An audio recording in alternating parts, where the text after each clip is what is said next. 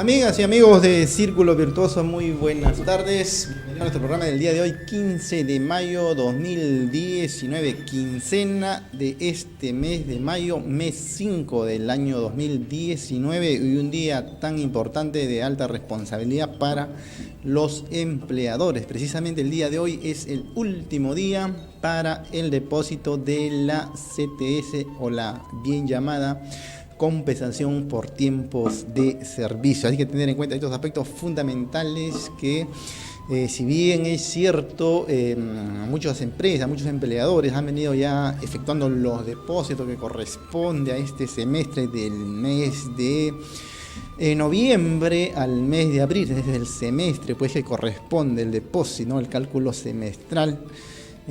Han venido pues por supuesto ya cumpliendo el día 12, 13, 14, el día de ayer, digamos, el martes o el mismo lunes fueron depositando para no sentirse de alguna manera presionado por el tiempo, a veces factores exógenos a nuestra carga laboral que podríamos tener como empleadores.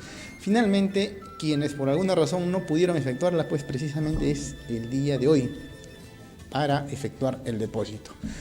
El depósito que en realidad finalmente lo que hace es evitar que los empleadores se carguen de alguna multa o alguna sanción pecuniaria por parte de esta entidad adscrita, digamos, al Ministerio del Trabajo, como es la SUNAFIL, ¿no?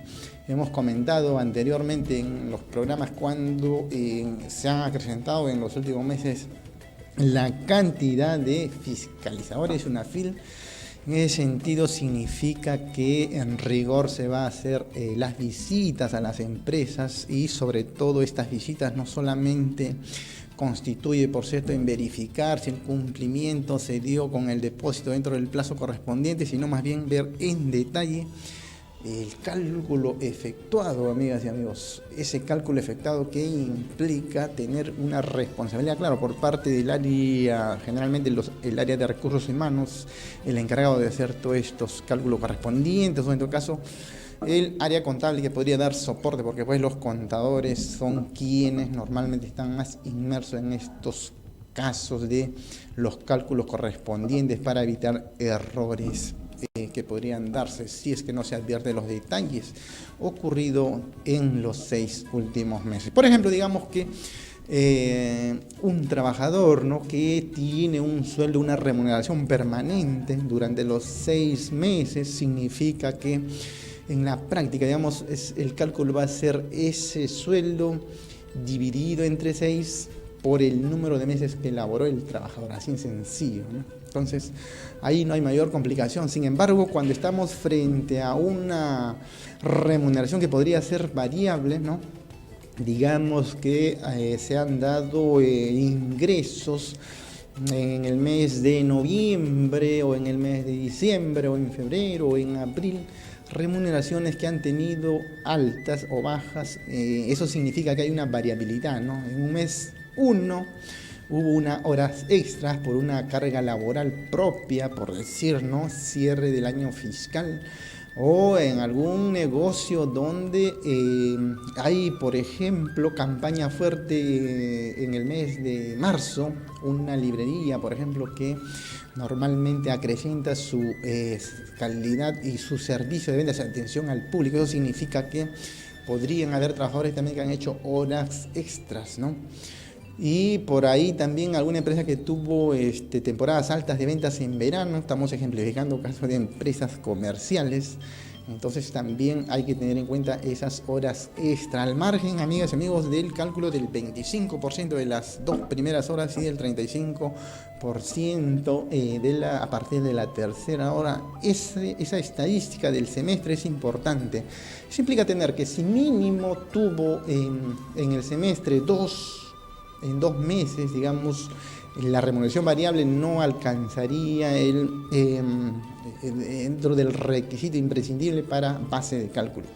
Pero si ya dentro del semestre tuvo mínimo 3 meses, esos 3 meses de remuneración variable implica que va a ser base del cálculo para el cálculo efectivamente de este depósito CTS que vence hoy, ¿no? Ejemplificando un poquito, ¿no?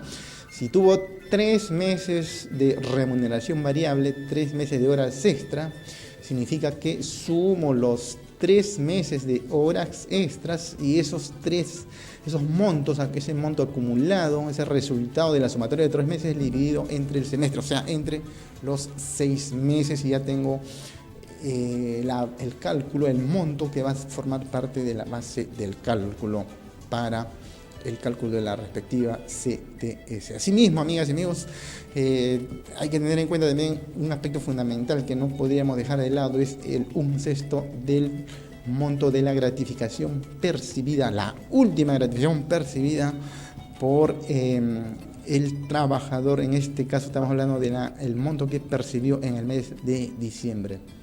Entonces, en ese panorama ya tenemos en forma muy sencilla, digamos, la base exacta para dividirlo entre 6, que es el semestre, y por el número de meses que el colaborador trabajó, de tal manera que se evita algunos riesgos que el empleador podría asumir a partir del día de mañana cuando le visite SUNAFIL a su centro laboral, al centro de trabajo donde están precisamente laborando los trabajadores, los colaboradores.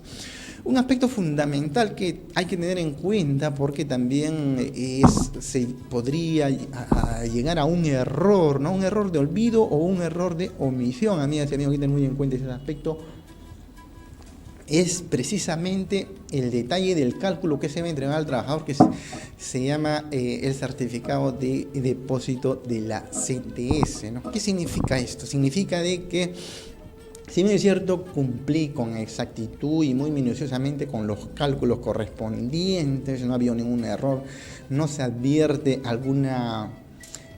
una falla, digamos, en el cálculo, es decir, todo es correcto.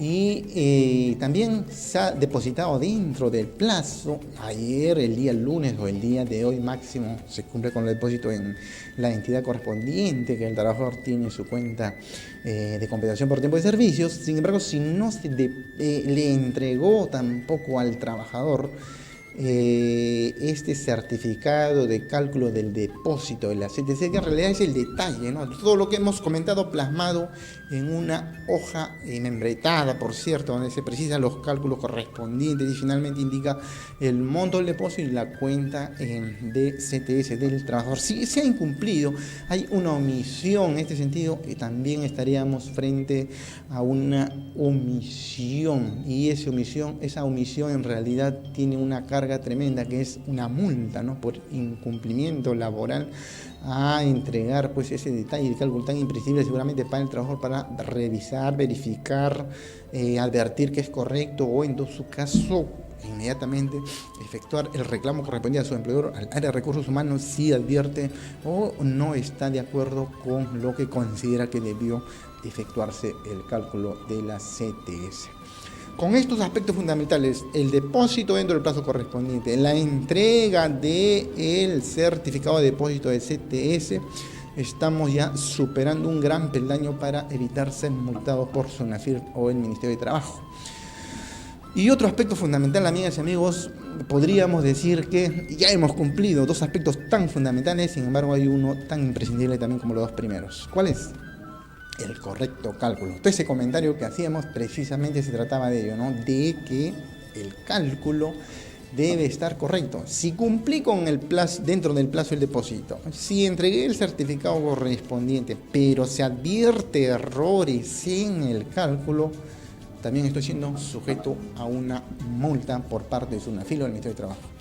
Por supuesto que esta multa estará concernido dentro de la cantidad de trabajadores que tiene la empresa. Es decir, si es que tiene menos de 50, menos de 20, o si tiene más de 100, se acrecienta la suma o el monto de la multa que propone SUNAFIL. Hay que tener mucho cuidado en este aspecto, porque algunos consideran que si se cometieron algunos errores en el cálculo de algunos trabajadores, entonces la multa estará concernida por esa cantidad de trabajadores a los cuales se les afectó, ¿no? Eso es claro, suena lógico, sin embargo, cuando se da la revisión, la supervisión de parte de SUNAFIL, en realidad advertía los errores, suponiendo que tiene 120 trabajadores y hay 6 trabajadores que están, digamos, afectados por errores de cálculo, le depositaste de menos. La propuesta de multa es, si tienes más de 100 trabajadores, es alto, ¿no? Los montos, por supuesto que son propuestas que el empleador estará dentro de su derecho de alguna manera reclamarlas, ¿no? Eso significa de que te va a poner en un problema, porque esos errores de cálculo significa que, si, por supuesto, lo más probable es que esos errores de cálculo significó una afectación al trabajador, porque si el error de cálculo significó un mayor monto en el depósito, entre comillas, no habría ninguna afectación al trabajo, por lo tanto la multa no se daría, ¿no? Pero estamos en el escenario en que efectivamente se ha perjudicado al trabajador porque el monto del depósito es menor al real que debió ser calculado. Entonces, SUNAFIL dice, efectivamente, ¿no? Vamos a ver qué cantidad de trabajadores tiene esta empresa y en función de eso propone la multa. Cuando yo comentaba de que es una enorme carga para el empleador pretender disminuirla significativamente la multa, claro, precisamente acá estamos frente a una situación en la que el empleador no está de acuerdo, ¿no? Por considerarla que es demasiado alta la multa, por considerar de que son de 120 trabajadores, son 5 los afectados, o 2 los afectados, o 3 los afectados. Esto, claro, de todas maneras hay alternativa de enmendarla inmediatamente o superar esta situación si es que lo pagamos en forma inmediata y previa coordinación, claro, con las autoridades de SUNAFIL, de tal manera que en la medida en que inmediatamente lo paguemos, por supuesto que se cerraría esta fiscalización. A situaciones que podrían ocurrir es que si se advierten muchos errores, podría inclusive ampliarse la fiscalización por parte de esta entidad fiscalizadora, ¿no? Es decir, si se advierte estos errores en cálculo de CTS, podría advertir también otros errores, por ejemplo, en el cálculo de las gratificaciones, que tiene sus formas muy parecidas, ¿no? Hay que decir, cuando hay remuneración variable también hay que tener en cuenta esos cálculos. Si eso ocurriera, el riesgo mayor en materia laboral por incumplimientos podría acrecentarse. Mucho cuidado y hay que tenerlo en cuenta. Evitemos como empleadores errores que nos podrían llevar a multas laborales. Brevísima pausa y continuamos.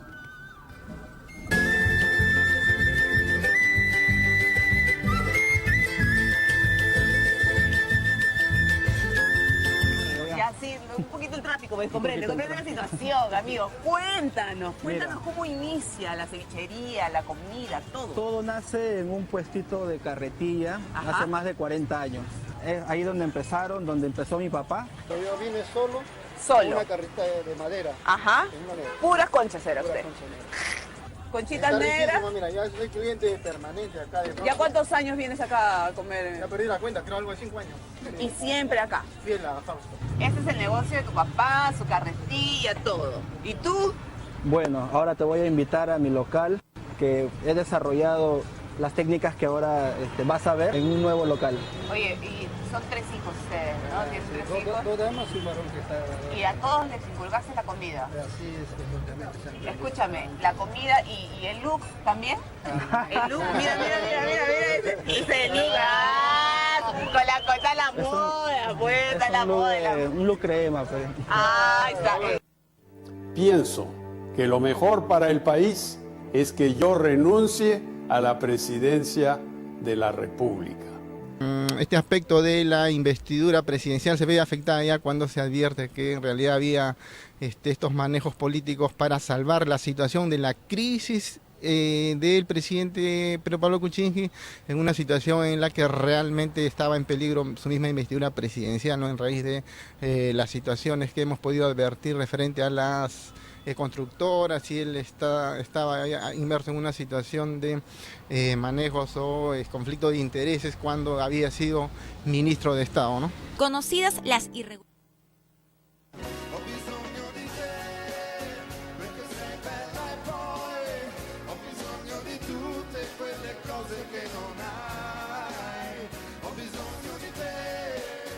Come l'acqua al caffè, come un mondo che gira.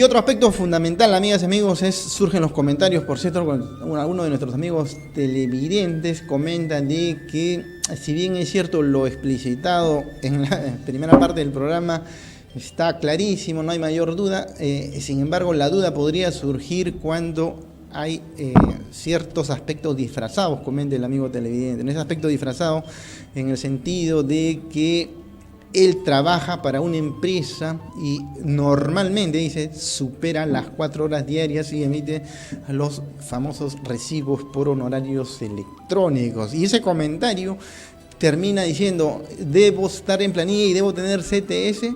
Lo importante es que me la den al margen de que no me la depositen. Bueno, a ver, ese comentario del amigo televidente me da pie a precisar este detalle, ¿no? Si bien es cierto, probablemente el amigo de Miraflores, Javier de Miraflores, que comenta esto, sostiene que él presta servicios para una empresa, hay que precisar claramente de que al emitir los recibos por honorarios electrónicos significa de que está bajo el régimen de un contrato por el Código Civil, ¿no? Regula precisamente este aspecto.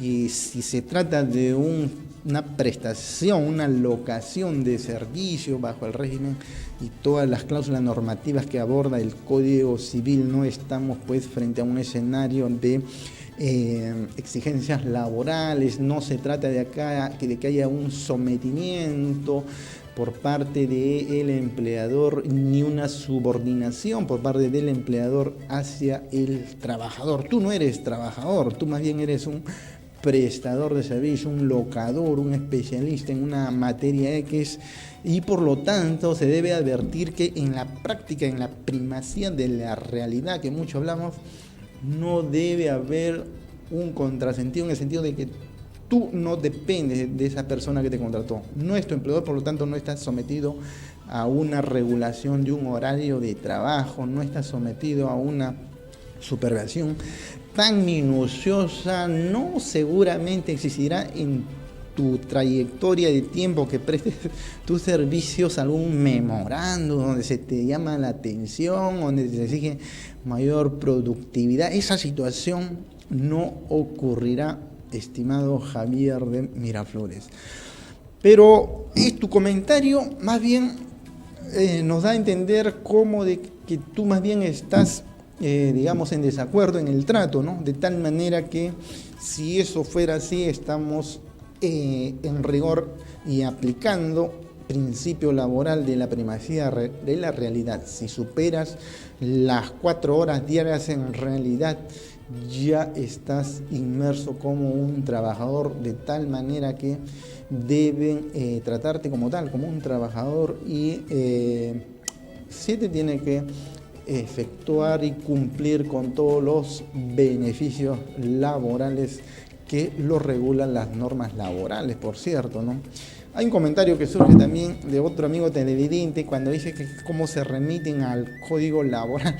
Bueno, lo cierto es que no tenemos un código laboral. Este es un aspecto que también desde el espíritu de los legisladores se ha pretendido, ha habido un entusiasmo de tener un código laboral como lo tienen algunos países, o como en el ámbito en sede penal, por ejemplo, tienes tu código penal, o como en el aspecto del ámbito civil existe el código civil, de tal manera que uno acude al código, o el mismo en el ámbito tributario, no existe pues efectivamente el código tributario para todo lo que es en la materia de los taxes, los impuestos. Esto no ha avanzado en materia laboral, tenemos un poco disperso, tenemos la ley de la CTS, la ley de las vacaciones, las normativas referentes a las gratificaciones, y así vamos regulando un poco dispersa, ¿no?, estas normas, y arribando al planteamiento que hablábamos del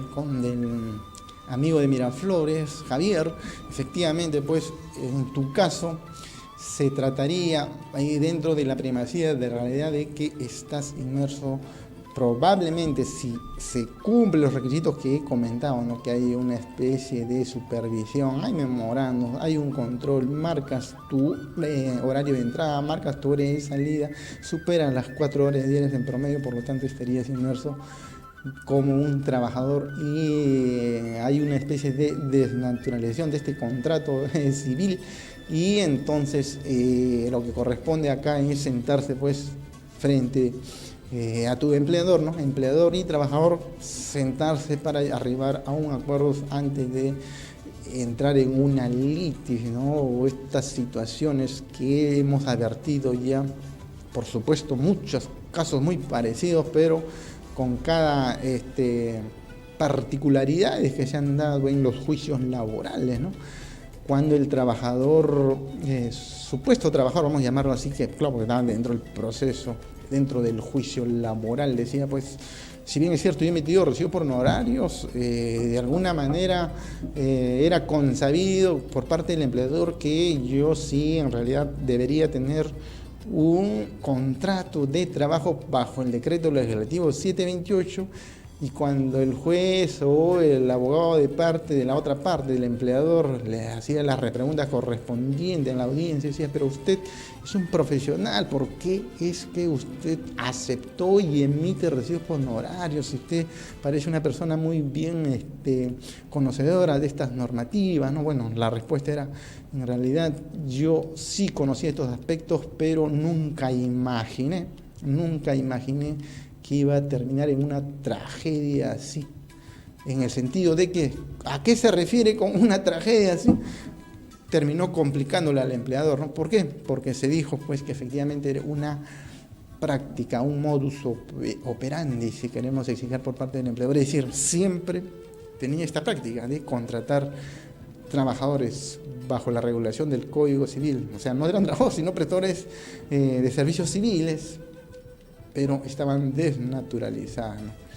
Claro, en el juicio, por más esfuerzo por parte del empleador, en el sentido de que pretendió dejar sin efecto todos los medios probatorios que de alguna manera se presentaron, porque, por ejemplo, se adjuntaron documentos como medios probatorios que el trabajador solicitaba algunos préstamos, ¿no?, a la empresa y efectivamente la empresa le otorgaba los referidos préstamos. Siendo así, ante el juez le decía, efectivamente, si un prestador de servicio está solicitando un préstamo, no tiene ningún sentido. Pero si un trabajador de la empresa solicita un préstamo, se lo aceptan, se lo descuentan en forma de cronograma fija mensual, eso abunda mi tesis de que yo soy trabajador y no un prestador de servicio bajo el Código Civil, ¿no? Iba ganando terreno, por cierto, ahí el trabajador. Otro aspecto que también generó una controversia dentro del juzgado laboral era pues precisamente las tarjetas de presentación, ¿no? Porque por supuesto que el trabajador presentó, miren, acá está mi tarjeta de presentación donde acredita que yo era un trabajador. Bueno, no tanto como que acreditaba, pero daba luces claras de que pues había una especie de subordinación, ¿no? Porque una tarjeta de presentación donde estaba pues el logotipo de la empresa, la dirección, los teléfonos, el teléfono en la cual se tenía que contactar con este ejecutivo de ventas y efectivamente el cargo de ejecutivo de ventas, ¿no? Decía, bueno, pues aquí la tarjeta de presentación otorgada por mi empleador, no es que yo me la hice, ¿no? Ya juntaron ahí algunos correos donde dice se le está remitiendo 2000 tarjetas de presentación, por favor, recogerla en la oficina tal, ¿no? Estaba acreditado efectivamente que el empleador le entregó las tarjetas de presentación a ese ciudadano que presentaba, que tenía un vínculo, sea contractual civil o laboral, ¿no? En disputa estaba eso. Y eso también se guardó una conexidad, tarjeta de presentación, algunos memorandos cursados, entre ellos algunos emails donde se le pedía mayor impulso de ventas, acrecentar ventas, llegar metas. Entonces, ¿a qué tenía que, en todo caso, colegir por parte del juzgado de que efectivamente había subordinación, se le pedía metas altas, había tarjeta de presentación otorgadas por el empleador, medios probatorios, efectivamente los correos electrónicos, se le asignó un teléfono celular. En el teléfono celular están los famosos WhatsApp. Si están los famosos WhatsApp, entonces eso significa de que había un nivel de coordinación con la jefatura del área de ventas correspondiente, ¿no? Entonces, finalmente estábamos hablando pues de una indemnización por despido arbitrario, ¿no? ¿Y cuánto tiempo se toman estos juicios? Entre 5, 6, 7, 8 años, 10, 11 años. Todo dependerá de cuán decidido está en parte empleadora y parte trabajador para disminuir significativamente los tiempos, ¿no? Por eso es que en la etapa inicial, digamos, de esta situación en la que no se ponen de acuerdo, lo mejor es, por supuesto, llegar a una conciliación laboral, ¿no? Conciliación laboral que, por supuesto, son las partes que finalmente arriban a un acuerdo frente a cierta discrepancia de sumas, de cálculos, de importes, de montos, de conceptos, ¿no? Y por supuesto que en el Ministerio de Trabajo sí es aceptado esto, ¿no? Se viene trabajando arduamente para lo que atañe a normativas del teletrabajo, ¿no? El trabajo desde el hogar, pero todavía está un poco lenta estos aspectos porque también se habla que debería entrar ya en rigor los arbitrajes laborales, pero también anda muy lento. Será materia que lo abordaremos en nuestra próxima edición. Nos vemos en la próxima. Hasta luego.